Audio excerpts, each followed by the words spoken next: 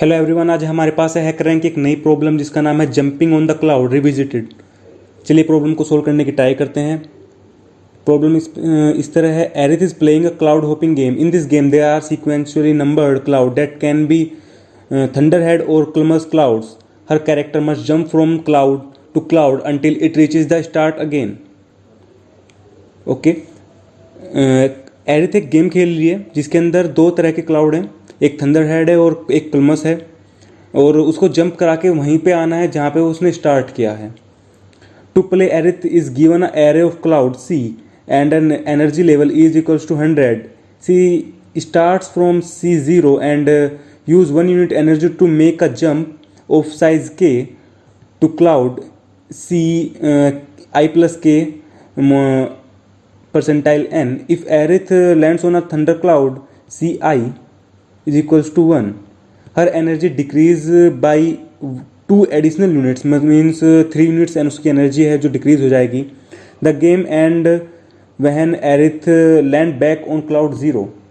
Basically क्या है, जहाँ से उसने स्टार्ट किया है, जीरो से स्टार्ट किया, उसे जीरो पे ही आना है। अगर वो एक ऐसे क्लाउड पे जाती है जो थंडर हेड है, और जो हमें कैसे पता लगेगा कि थंडर हेड है, अगर उस क्लाउड की वैल्यू 1 है तो हमें पता लग जाएगा वो थंडर हेड है। और जब उस पे जाएगी तो उसको 2 यूनिट एडिशनल एनर्जी अपनी खर्च करनी पड़ेंगी उसके लिए।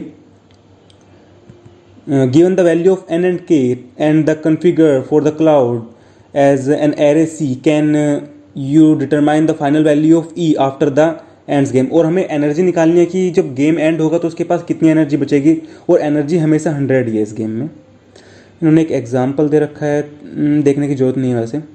आगे चलते हैं, इनपुट फॉर्मेट देखते हैं।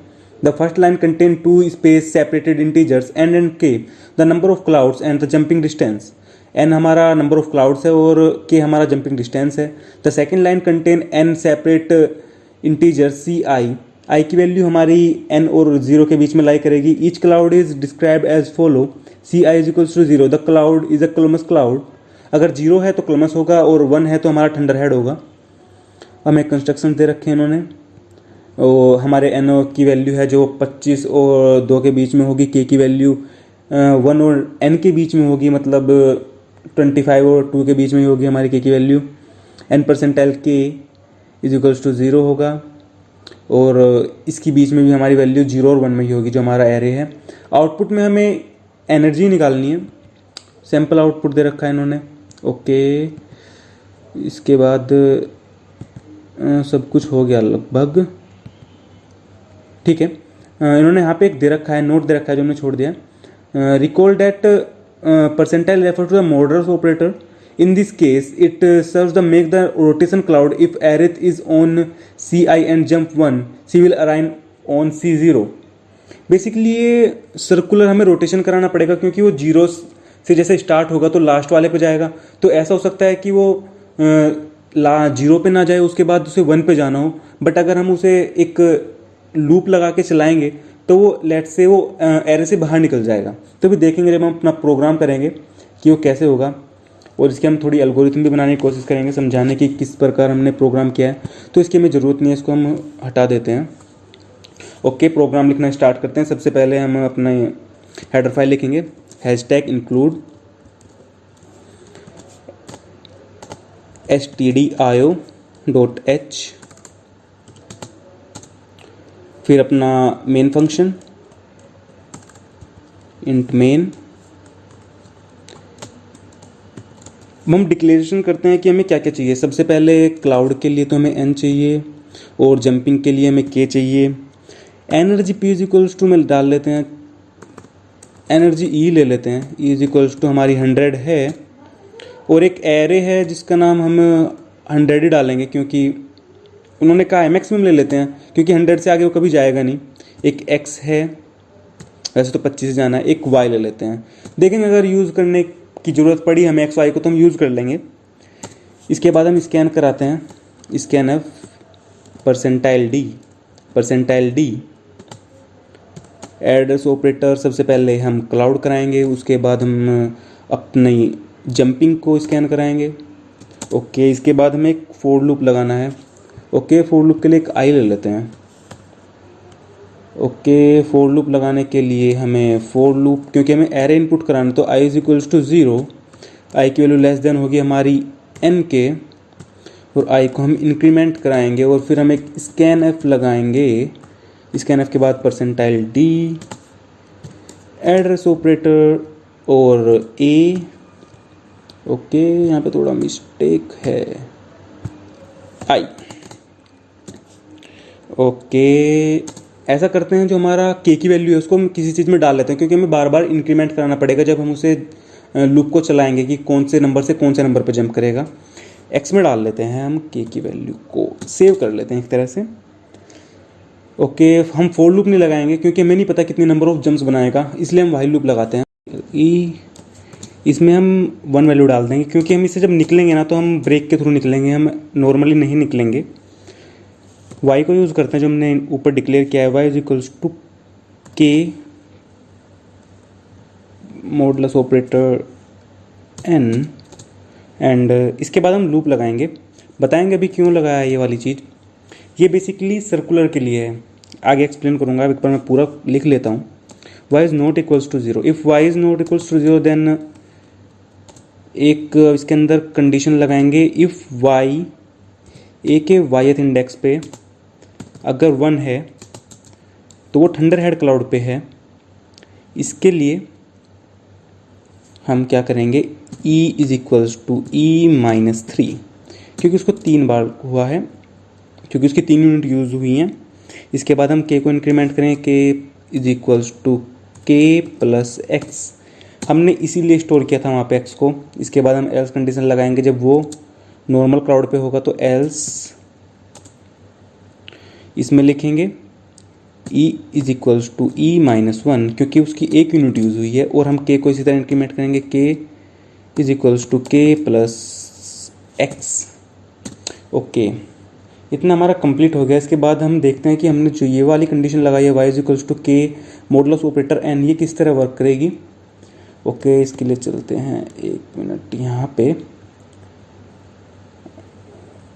ओके, कहाँ गया ये,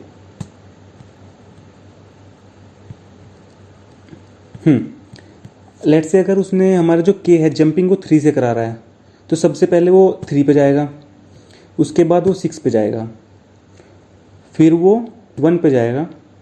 तो उसे 6 से 1 पे जंप कराने के लिए हमने ये वाली कंडीशन लिखी है, y इज इक्वल्स टू के माइनस के परसेंटाइल n, क्योंकि लेट्स से अगर वो 6 पे है, 6 के बाद हम उसमें जंप x में हमने क्या वैल्यू डाल रखी है, k की वैल्यू डाल रखी है। 6 के में अगर हम k ऐड करेंगे, मतलब 3 ऐड करेंगे, तो 6 प्लस 3 कितना हो जाएगा, 9 हो जाएगा। और हम हमारा एरे कितने साइज़ का है, 8 साइज़ का है, और हम 8 9 मॉडुलस 8 करेंगे तो हमारा 1 आएगा, तो वो 1 पे जंप करेगा। इसके बाद 1 के बाद ये सीधा जाएगा 4 पे, 4 के बाद ये सीधा जाएगा 7 पे, 7 के बाद ये सीधा जाएगा 2 पे। इस तरह हम 7 में 3 प्लस करेंगे तो कितना होगा, 10 हो जाएगा। अब हम 10 मॉडुलस ऑपरेटर 8 करेंगे तो वो 2 आएगा, तो वहाँ से वो 2 पे जंप करेगा। इसके बाद ये जाएगा 5 पे, और 5 के बाद ये सीधा जाएगा 0 पे, क्योंकि जब हम 5 में 3 ऐड करेंगे कितना होगा, 8 होगा, और 8 मॉडुलस 8 करेंगे तो रिमाइंडर हमारा 0 ही देगा। इसलिए हमने ये किया है, बेसिकली जो इसका रीज़न है ये है। ओके, इसके बाद हम अपने कोड पे आ जाते हैं, कोड को इस लिखना स्टार्ट करते हैं। हाँ, ये हमारा कंडीशन सब कुछ कंप्लीट हो चुका है। इसके बाद हमें क्या करना है, हमें एक और कंडीशन लगानी है। अगर हमारा एक कंडीशन में लगा दी, y is not equals to 0, अगर y 0 है तो हम इसमें एल्स लगाएंगे, एल्स लिखेंगे। एल्स में हमें क्या लिखना है, बेसिकली हमें एल्स में लिखना है जब वो 0 पे है। अगर वो 0 पे है तो इसका क्या मतलब है, अगर वो 0 पे, लेट्स से 0 पे आ गया, तो 0 पे आके भी तो अपनी एनर्जी वो लॉस्ट करेगा, तो इसके अंदर भी हमें 2 कंडीशन लगानी पड़ेंगी। अगर वो 0 पे है, अगर वो थंडर हेड क्लाउड है तो वो अपनी 2 यूनिट यूज़ करेगा, अगर वो थंडर हेड नहीं है तो अपनी 1 यूनिट यूज़ करेगा, अगर हमारा वो नॉर्मल क्लाउड है। इसके लिए हम लिखते हैं इफ़ ए के वाईथ इंडेक्स पे इज इक्वल्स टू, नहीं अब वाई लेने की वैसे ज़रूरत नहीं है, अगर हम वाई ले लेते हैं, अगर हम जीरो भी लेंगे तो भी हमारा काम चल जाएगा, जीरो ही ले लेते हैं, वाई लेने की ज़रूरत ही नहीं क्योंकि हमें जीरो पे ही आ ही गया है वो। वाई में वैल्यू भी वैसे हमारे पास जीरो ही है, y is equals to zero, then p is equals to e is equals to e minus one. Okay, else condition लगाते हैं, e is equals to e minus three. Almost code complete हो चुका है और हमें बस क्या करना है, अब हमें प्रिंट एफ लगाना है और हमें ब्रेक्स भी लगाने हैं। ब्रेक हम कहाँ पे लगाएंगे, ब्रेक हम यहीं पे लगाएंगे। अगर वो एक बार ज़ीरो हो गया उसके बाद हमें पी को ई को डिक्रीमेंट करने की ज़रूरत नहीं है, हमें उसकी एनर्जी को डिक्रीमेंट करने की ज़रूरत ही नहीं क्योंकि हमें वो फाइनल एनर्जी मिल रहा है। तो अब हम क्या करेंगे, ब्रेक लूप से बाहर निकलने के लिए एल्स में भी ब्रेक लगा देते हैं, BREAK। Okay okay, print F लिखते हैं, print F percentile D E print कराएंगे। ओके, एक बार कोड देख लेते हैं, मिस्टेक तो नहीं है। Okay okay okay okay okay okay okay okay okay okay, run करा के देखते हैं चलता है नहीं, चलना चाहिए चलना चाहिए।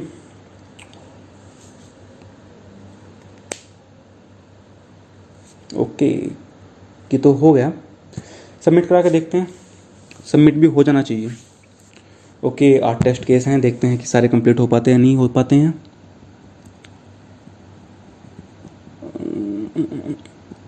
हो जा,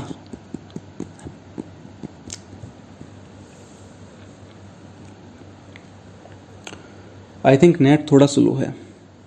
ओके, कंप्लीट हो चुका है। अगर आपको वीडियो अच्छी लगी तो आप लाइक कीजिए, सब्सक्राइब कीजिए। अगर सेम प्रॉब्लम किसी आपके दूसरे फ्रेंड की है या प्रॉब्लम आप शेयर करना चाहते हो, आप शेयर कीजिए वीडियो को बाद में शेयर कीजिए, पहले प्रॉब्लम को शेयर कीजिए। ओके, अगर आपको ये प्रॉब्लम चाहिए तो आप मेरे को मेरे इंस्टाग्राम अकाउंट पे फॉलो कर सकते हैं, नाम है @BeAGeekYT। ओके, आपको लिंक डिस्क्रिप्शन में मिल जाएगा। लाइक कीजिए, फॉलो कीजिए, सब्सक्राइब कीजिए। Thank you.